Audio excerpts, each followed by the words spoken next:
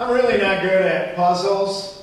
Sudoku, crossword puzzles, the puzzler on Car Talk, the jumble in the newspaper, word problems like a train leaves Chicago traveling at 30 miles an hour, none of them in San Francisco. Will Shorts on NPR, none of them. My granddaughters have those, it's like this board, it's got 5 animal shapes, and you get these 5 wooden animals, and you put the 5 animals in the 5 animal shapes. I'm pretty good at that one. But other than that, I'm really not very good at puzzles. And it's odd, then, that a puzzle is at the center of my life, and my faith, and my work. I'm talking about Jesus as a puzzle. Jesus is a man of gentle forgiveness, yet he teaches an impossible set of ethics. Jesus is a religious leader who disputes his own Bible. Jesus is a Jew who challenges the Jewish vision of God. He's a puzzle. He tells us in his Sermon on the Mount to love our enemies. He tells us to give to anyone who begs from us. He tells us never ever to hit back. How can that possibly work? If you choose nonviolence and never retaliate, aren't you going to get killed? If you give everything away, because if they ask you long enough, you got to give everything away, won't you end up destitute and in need yourself? If you love your enemies, aren't they going to take advantage of you? Well, maybe so, but at least you have to say that Jesus practiced what he preached. He did not kill. He did not take up a sword. When they hit him, he did not hit back. And Jesus says that when we love our enemies, when we let go of revenge, we are being like our God in heaven.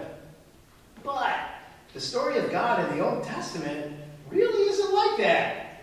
The story of God in Genesis, Exodus, Leviticus, Numbers, Deuteronomy, Joshua, Judges, and Samuel is not a story about a non-violent God. In those books, God is vengeful. In those books, God is angry. In those books, God whacks a lot of people. So how do we put that together with this teaching of Jesus? Well, some people say that God actually changed. You and I are on a journey of growth and development, and somehow, in some way, God is too. God has a spiritual journey, these scholars say.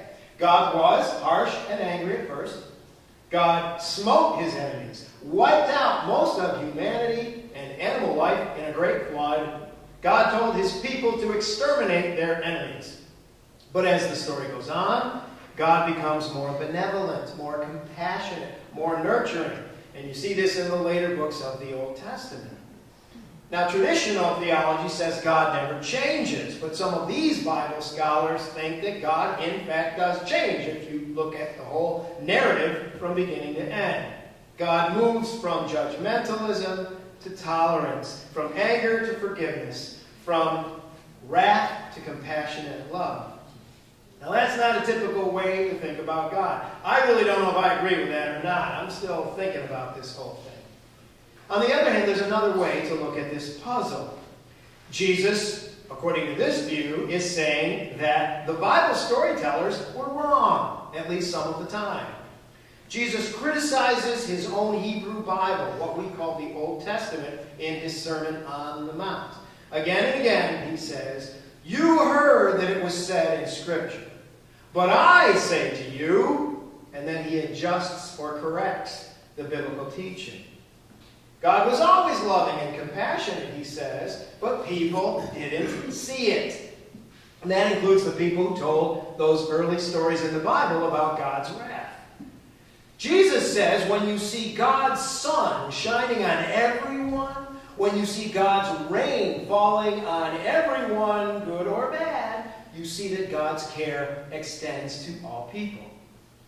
You know, it's odd that the institutional church is built on this Jesus who attacked religious institutions and who changed the Bible. I think that oddness should, if nothing else, keep us humble and honest. So, what about these words of Jesus in the Sermon on the Mount? What do I do with them?